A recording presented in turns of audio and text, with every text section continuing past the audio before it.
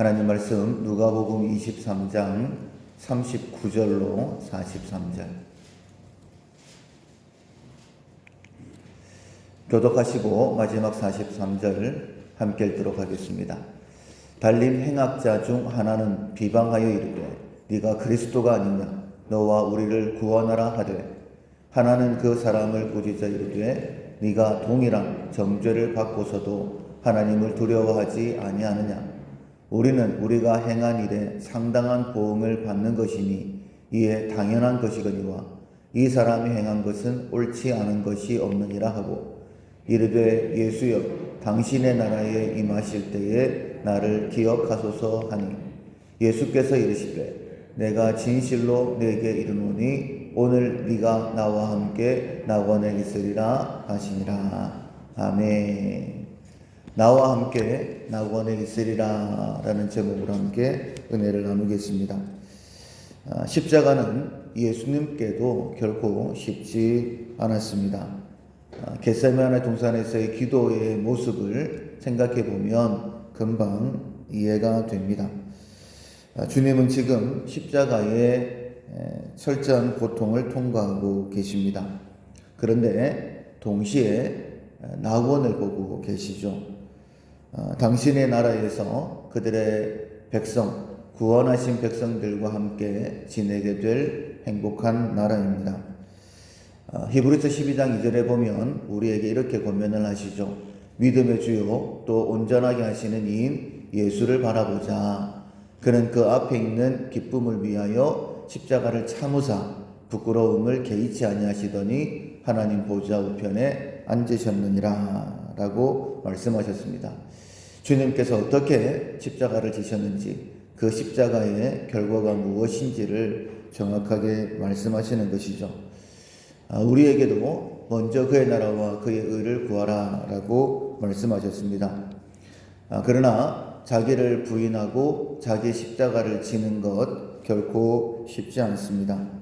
그러나 그때에 그 앞에 있는 즐거움을 바라볼 수 있다면 예수님처럼 우리도 자기를 부인하고 십자가를 지는 그것이 아무리 힘들고 어렵다 할지라도 그것을 개의치 아니하고 기쁨으로 십자가를 질 수 있게 될 것입니다. 장차 주님 앞에 서게 될 것, 나를 구원하신 예수님과 함께 살게 될 그 나라를 바라보게 된다면, 주 앞에 섰을 때에 잘했다 칭찬받는 것과 함께 누리게 될 상급을 믿음으로 바라볼 수 있다라고 한다면 정말 개의치 아니하고 기쁨으로 그 나라와 그 의를 구하게 될 것입니다. 주님과 함께 있으면 그 어디나 하늘나라 괜찮지 않겠습니까? 기쁨이지 않겠습니까? 스데반 집사가 돌에 맞아 죽을 때에 그 얼굴이 천사와 같이 빛났다라고 그렇게 말씀하고 있습니다. 사람들이 돌을 들고 있어요. 이제 곧 돌에 맞아 죽을 것입니다. 극도의 공포가 있을 수밖에 없는데 그의 얼굴은 천사와 같았습니다. 다른 것을 보았기 때문이죠. 예수님을 보았기 때문입니다. 스데반이 성령이 충만하여 하늘을 우러러 주목하여 하나님의 영광과 및 예수께서 하나님 우편에 서신 것을 보고 말하되, 보라 하늘이 열리고 인자가 하나님 우편에 서신 것을 본다 라고 그렇게 예수님을 봤기 때문이다 라고 그렇게 말씀하고 있습니다. 예수님께서 약속하셨죠. 볼지어다 내가 세상 끝날까지 너희와 항상 함께 있으리라. 스데반 집사님이 예수님의 모습을 보았다라고 한다면 우리는 우리와 함께 하시는 하나님의 약속을 받았습니다. 믿음으로 주님께서 나와 동행하심을 고백을 하고 또 사명으로 주님께서 나와 함께 하시는 그것을 경험하고 기쁨으로 이 길을 걸었으면 좋겠습니다. 예수님께서 나와 함께 낙원에 있을 것이다 라고 말씀하셨는데 이 말씀은 두 가지의 측면에서 생각해 볼 수 있습니다. 첫 번째로는 예수님의 측면에서, 또 하나는 강도의 측면에서 이 말씀을 볼 수 있을 텐데, 첫째는 예수님의 입장에서 한번 생각을 해 봅시다. 예수님 지금 말하는 것조차 힘드십니다. 십자가에 달리시기 전에도 십자가를 짊어지고 골고다에 오르실 때에 몇 번을 쓰러지셨습니다. 이럴 때에는 듣는 것도 말하는 것도 그냥 싫고 짜증만 날 만한 그런 상황입니다. 예수님도 우리와 똑같은 육체를 가지고 계셨습니다. 어쩌면 십자가 옆에 한평 강도, 대답하기 싫은 사람일 수도 있습니다. 옆에서 얘기한다고 그것이 들리겠습니까? 대답하는 힘은 있으셨겠습니까? 그런데 네가 나와 함께 낙원에 있을 것이다 라고 구원을 선포하십니다. 이 강도 예수님께서 아버지여 저들의 죄를 사하여 주옵소서 자기 하는 일을 알지 못함이니이다 라는 그 기도를 들었습니다. 그리고 예수님께 구하는 거예요. 저의 죄도 용서해 주십시오. 당신의 나라에 임하실 때에 나를 기억해 주십시오 라고 자기 영혼을 부탁을 하고 있는 것입니다. 그때 예수님께서 거의 반사적으로 본능적으로 네가 나와 함께 낙원에 있을 것이다 라고 말씀하시는 거예요. 예수님은 우리의 영혼 구원을 위해서 이 땅에 오셨고 예수님의 마음에는 영혼 구원밖에 없습니다. 그래서 자신의 죄를 인정하고 자신의 생명을 영혼을 부탁하는 이 한평 강도, 이전에 어떤 삶을 살았던지 상관없이 반사적으로 구원을 선포하시는 것입니다. 구원받은 한평 강도 분명 형편없는 살았을 것입니다. 가치 없는 삶을 살았겠죠. 그런데 그런 그에게도 은혜가 임하고 있는 것이죠. 비록 십자가였습니다. 그 자리가 그러나 복된 자리로 바뀌지 않습니까? 비록 생명이 얼마 남지 않았다 할지라도 모든 사람들의 손가락질을 당한다 할지라도 단언컨대 그 자리가 진짜 복된 자리입니다. 여러분, 비록 건강을 잃었다 할지라도 그리고 망했다 할지라도 친구들이 다 떠났다 할지라도 예수님을 만난다면 그 자리에서 정말 눈을 들어 하늘을 바라볼 수 있게 되고 천국을 소망할 수 있게 됐다라고 한다면 그 자리가 복된 자리죠. 지혜자의 마음은 초상집에 있다라고 했습니다. 인생의 마지막을 생각을 하고 그 다음을 바라보는 것이 가장 지혜다라고 말씀하고 있는 것이죠. 우리 모두 다가 예수님께서는 십자가 그 위라 할지라도 나를 구원하기를 원하신다. 주님을 찾는 자에게 구원을 베풀어 주신다.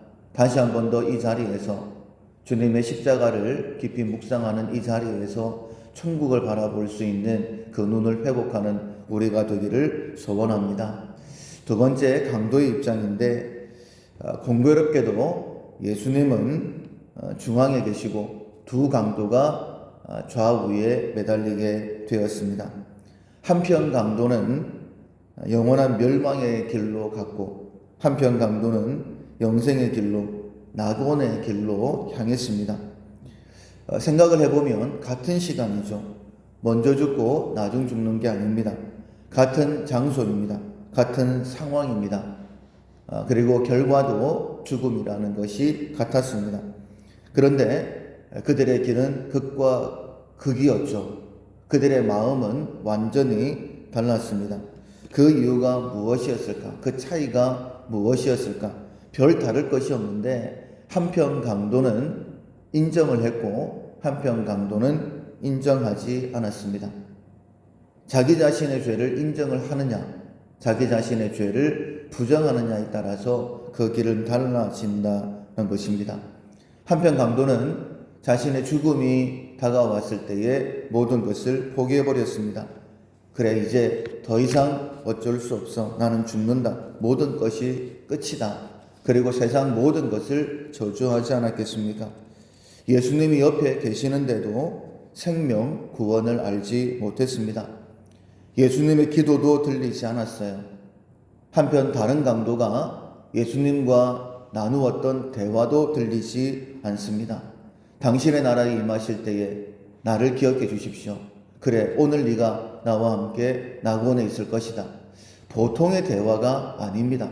십자가 위에서 죽음을 앞두고 나눌 만한 대화가 아닙니다. 마지막 기회일 수 있는 것이죠. 그 기회는 결코 놓치면 안 되는 기회였습니다.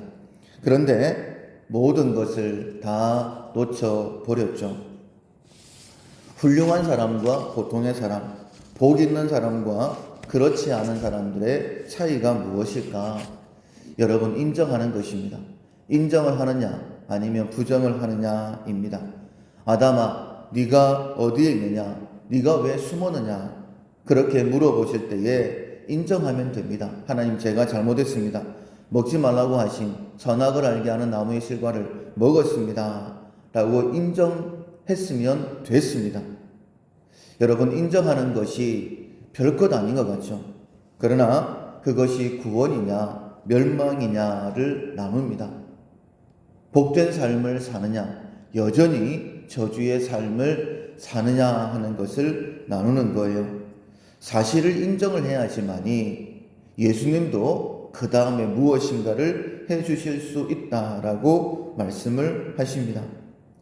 내가 강도라는 사실, 우리는 마땅한 존재를 받는 것 아니냐라고 한편 강도에게 말을 했던 것처럼 우리는 강도였다라고 인정을 할 때에 그때에 구원의 주님의 음성을 들을 수 있는 거예요. 주님께서 저들의 죄를 사하여 주십시오라는 그 음성이 들리게 되어지고 저도 죄인입니다. 저도 죄 용서 받기를 원합니다라고 주님께 구할 수 있는 것입니다. 그리고 생명을 구원하기 위해 이 땅에 오신 그 주님을 붙들 수 있는 것이죠. 여러분, 회개하면 바로 낙원입니다.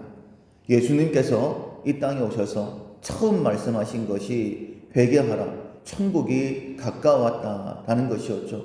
그리고 마지막에 말씀하신 것이 나와 함께 낙원에 있으리라는 것이었죠. 예수님의 마음에는요, 천국밖에 없습니다. 죄로 인하여 죽어 멸망당할 수밖에 없는, 지옥 떨어질 수밖에 없는 구원을 하시기 위해 이 땅에 오셨기 때문에 예수님께서는 어떻게 하면 천국을 줄 수 있을까? 이것만이 예수님의 마음에 있는 거예요. 그래서 우리가 우리의 죄를 인정하게 되어지면 그때 하나님의 구원을 경험할 수 있게 되는 것입니다. 나는 회개할 것이 없다. 그런데 왜 내가 이런 삶을 살고 있느냐? 나는 그나마 다른 사람보다는 괜찮은데 자신의 삶을 생각하면서 억울하다라고 생각하면 방법이 없습니다. 예수님께서 이렇게 말씀을 하시죠. 세리와 창기가 바리새인들보다 훨씬 더 천국에 가깝다. 세리와 창기가 더 선한 삶을 살았던 것 아닙니다. 더 경건하게 살았던 것도 아닙니다. 그들은 오히려 자타가 공인하는 죄인이었습니다. 그런데 바리새인보다 더 나은 것이 한 가지 있었는데 그것이 바로 자신의 죄를 인정했다라는 거예요. 손가락질 받을 만한 그런 삶을 살았어요. 그런데 그 삶이 오히려 복이었어요. 왜냐하면 너도 나도 다 손가락질 하니까 나는 죄인이야 라고 인정이 됐던 것입니다. 시편 51편에 보면 하나님께서 구하시는 제사는 상한 심령이라고 했습니다. 주님 앞에 나올 때에 이 상한 심령을 가지고 나오면 되는 거예요. 그래서 이렇게 하나님 앞에 고백합니다. 다윗이 밧세바를 범하고 난 다음에 눈물로 침상을 띄우면서 주님, 저는 어쩔 수 없는 죄인입니다라고 주님 앞에 나오면서 하나님이여 상하고 통회하는 마음을 주께서 멸시하지 아니하시리이다. 그리고 주님 앞에 나아갈 수 있었던 것이죠. 다른 사람에게는요, 숨길 것은 숨겨야 됩니다. 그러나 하나님께는 숨길 수 없다라는 것 우리가 알고 있지 않습니까? 하나님은 모든 것을 불꽃 같은 눈으로 감찰하십니다. 그렇다라고 한다면 하나님께서 다 아시고 계신다라고 한다면 샅샅이 뒤져서라도 우리의 죄를 하나님 앞에 내놓아야 되겠죠. 자백해야 되겠죠. 근데 참 감사한 것은 자백하면 우리의 죄를 용서하신다. 우리의 죄를 인정하면 거기가 낙원이다라고 말씀하십니다. 만일 우리가 죄가 없다고 말하면 스스로 속이고 또 진리가 우리 속에 있지 아니할 것이요. 만일 우리가 우리 죄를 자백하면 그는 미쁘시고 의로우사 우리 죄를 사하시며 우리를 모든 불의에서 깨끗하게 하실 것이요. 만일 우리가 범죄하지 아니하였다 하면 나는 죄 없는데 내가 왜 이렇게 힘들게 살아야 돼? 이런 마음이라고 한다면 하나님을 거짓말하는 이로 만드는 것이니 또한 그의 말씀이 우리 속에 있지 아니하리라. 말씀은 예수 그리스도시죠. 예수님이 우리 속에 안 계신 것입니다. 성령께서 이 길이 바른 길이니 그 길로 가라라고 말씀하시는데 성령의 인도하심조차 받을 수가 없는 것이죠. 용서를 선포하신 예수님이셨습니다. 그 선포를 듣고 죄를 고백한 강도에게 구원이 선포되는 거예요. 얼마나 잘못했으면 십자가에 매달려 죽겠습니까? 그런데 그런 죄인이라 할지라도 예수님은 용서하시고 곧바로 낙원을 선포하시는 것이죠. 십자가에 매달려 있는 동안에는 고통이었을 것입니다. 그러나 그의 마음은 평안이었죠. 왜냐하면 천국을 바라볼 수 있었기 때문입니다. 그러나 회개하지 아니하면 여전히 고통 가운데 그 마음조차 지옥입니다. 그리고는 지옥에 떨어지는 것이죠. 나는 어떤 죄인인가? 예수님께서 지금 내 옆에 계시는데 회개하는 죄인인가? 아니면 부정하는 죄인인가? 다시 한 번 더 우리의 모습을 돌아보고 철저하게 십자가 앞에서 나의 죄를 찾아서 성령께서 깨닫게 하시는 대로 회개함으로 인하여서 나와 함께 낙원에 있으리라. 낙원의 선포를 받고 마음부터 행복하고 즐거운 천국을 바라보는 우리 모든 삶이 될 수 있기를 주님의 이름으로 축원합니다. 아멘. 저 높은 곳을 향하여 함께 찬양하시겠습니다.